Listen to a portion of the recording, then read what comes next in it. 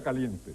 Como todos ustedes saben, los miércoles en la noche son de La Silla Caliente, el único termómetro político de Venezuela y el programa que permite conocer a los políticos. Hoy, como todos ustedes ven, estamos en un escenario diferente. La Silla Caliente ha venido desde Caracas hasta Madrid.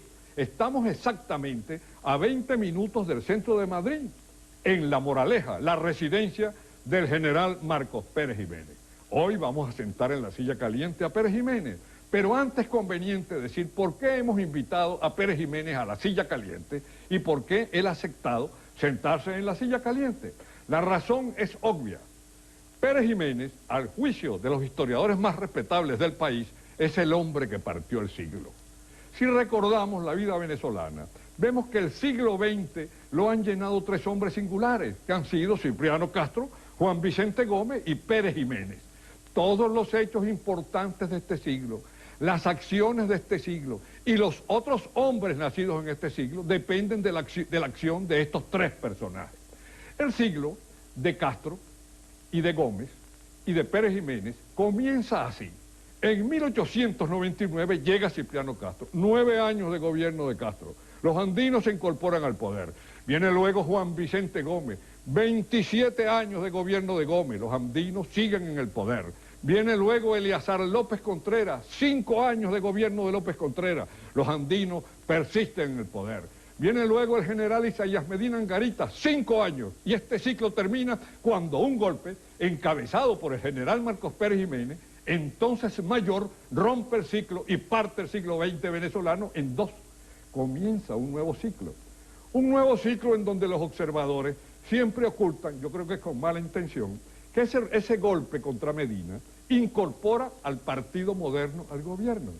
Los militares, en efecto, dan un golpe el 18 de octubre del 45, pero incorporan a Acción Democrática.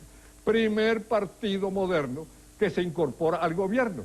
Comienza entonces el régimen de partidos, con todas las vicisitudes y problemas que representa ese ciclo.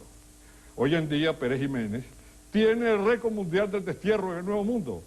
Tiene 35 años de destierro en España y tiene 5 años de cárcel en su récord. Pero hubo otros desterrados, aunque ninguno superó su récord. Si mi memoria no me falla, vamos a recordarlo. Tenemos el caso del general Fernando Márquez, 27 años en el destierro. El general Juan Pablo Peñalosa, andino también, 23 años en el destierro. Jacinto López, 22 años en el destierro. El soberbio y terrible Rufino Blanco Fombona, 26 años en el destierro. Pedro Estrada, 30 años en el destierro. Laureano Vallenilla Alán, 15 años en el destierro. Y Pérez Jiménez, como les dije antes, 35 años de destierro y 5 presos. Él tiene ya 30 años viviendo en España. Y esta casa, que la programó él mismo, dice con modestia, es decir, que él mismo dirigió su construcción, etcétera, tiene 2.000 metros de construcción y tiene 20 años. Entonces, general, muchísimas gracias por permitir a la silla caliente que entre a su casa. Complacido en tenerlo por aquí. Siéntese en la silla caliente. Un detalle muy curioso, mientras el general se sienta en la silla caliente, y es que se está sentando en la silla en donde ya se ha sentado el próximo presidente de la República. Y por una razón que ustedes van a entender, ya todos los candidatos con opción a ganar estas elecciones se han sentado en la silla caliente. Pérez Jiménez se sienta allí, pero él no es candidato. A él no le vamos a preguntar la marca mínima, o sea, la condición para ser presidente, porque si le aplicamos la marca mínima tenemos que reconocer que ya superó esa marca, que es olímpico, medalla de oro. Entonces la pregunta sería esta, general. Hemos venido aquí en busca de un diagnóstico. Usted conoce con la palma de su mano a Venezuela. Entonces usted terminó ya un ciclo, es decir, el ciclo que comenzó con usted, el de los partidos, porque la gente lo asocia a las asonadas militares, pero no a los partidos. Y usted es el primero que lleva un partido de oposición al poder en Venezuela, aunque después fue víctima de su propia medicina, pero ese es otro problema. Entonces yo digo, usted que comenzó ese ciclo, ya ese ciclo está agotado. Los partidos están, como hablamos popularmente, rayados. La gente añora un régimen como el suyo.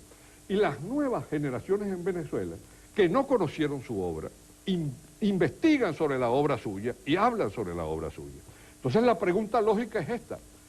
¿El paciente es Venezuela? El paciente está grave y usted es el médico. ¿Qué le recomienda a ese paciente?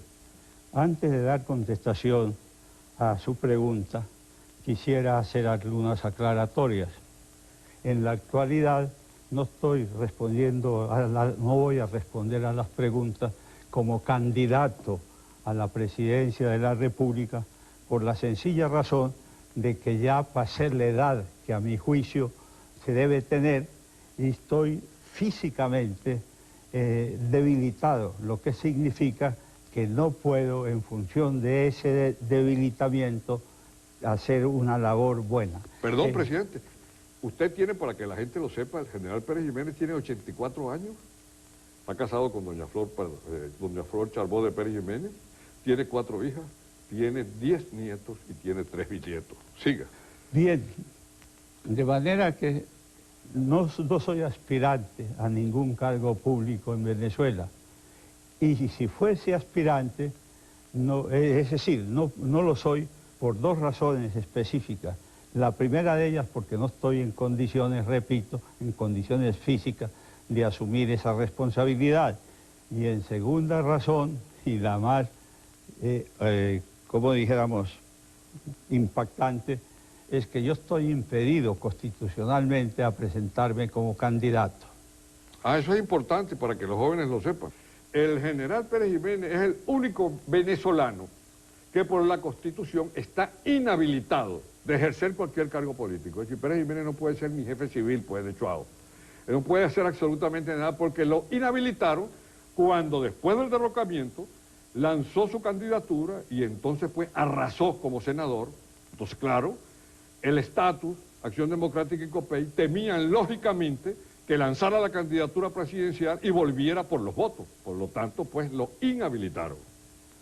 De manera que hoy día me encuentro realizado, estoy tranquilo, es decir, el ánimo lo tengo en buenas condiciones.